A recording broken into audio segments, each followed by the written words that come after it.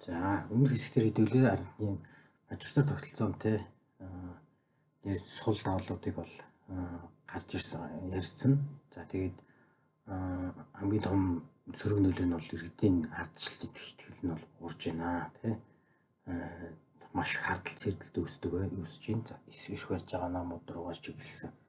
За тэгээд тэрний энэ нь болохоор ерөөсөө тэр сонгуулийг нөгөө нь уурддгөө яг тухайн санал дээр л уурддаг тоол дээр л уурддгөө гэхээс илүү мажистар тогтолцоо гэдэг энэ тогтолцоо чинь өөрөө тийм л өөрийн шин чанартай юм шиг тийм цөөнх олонхийн саналыг гээждэг ийм систем болохоор эрх ашигтай систем болохоор яг жижиг сонгуул дээр тойрог дээр л өөр хийхээс илүү тогтолцоог нь ингээд ерөнхийдөө өөртөө ашигтайгаар шийдсэн байхад бол жижиг л өөр бол хийх шаардлагагүй тогтолцоог нь өөрчлөсөн байхад бол болдог юм шиг тийм тогтолцоо ажиглагдаад байна те. Тэгэхээр санаатаагаар мэдээж энэ тогтолцоог бол сонгоогүй байх. Гэхдээ энэ тогтолцооны сул тал нь бол яг ингэж тийм сүр үр дагавруудыг бол авч ирж байна.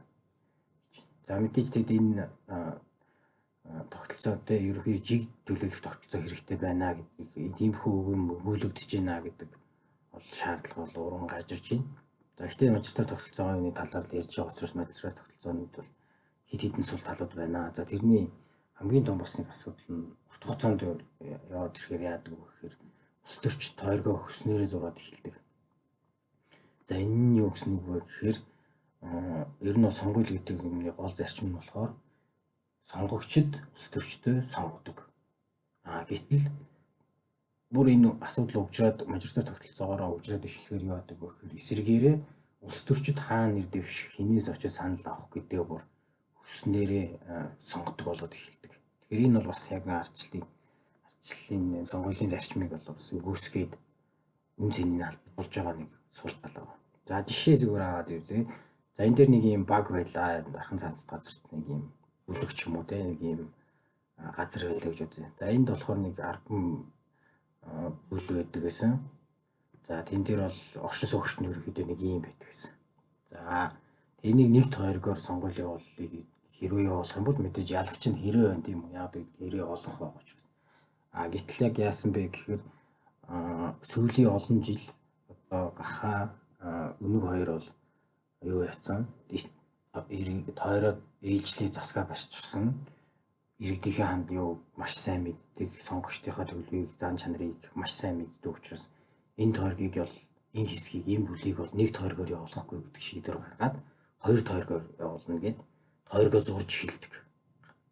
Тэрний юу вэ гэхээр яаж энэ нэг тойргийг хоёр тойрог болгох вэ гэхээр өөрт ашигтай мэдээж байдлаар л эрх баригчд бол тойргийг зурна. Тэгээд эвэр болохоор тийм аль аль нь хоорондоо тохироод за хэрээл гарахгүй байгаа бол хамаагүй гэдэг хоорондоо тохирч байгаа. Тойрог зурх магадлал бас байдаг.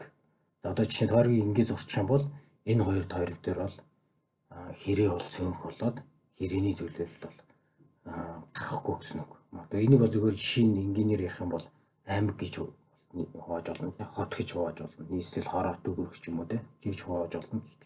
Яг ингээд хитэн тойргоо яаж зурж байгаа, тэр тойргийн хилээ яаж зурж байгаас хамаарат бол олонх байсан ч ялагдах тийм тохиолдол бол гарч ирдэг. Тэгэхээр яг энэ сонгуул дээр болохоор энэ тойрог ч юм уу, энэ аймаг, энэ сумаас бол ерөөсөө хэрэг олонх байсан боловч одоо тойрог яаж зурж байгаас хамаарат дахиад нөгөө үнэг ахаа хоёр чинь гараад ич байна гэсэн ийм юм байна.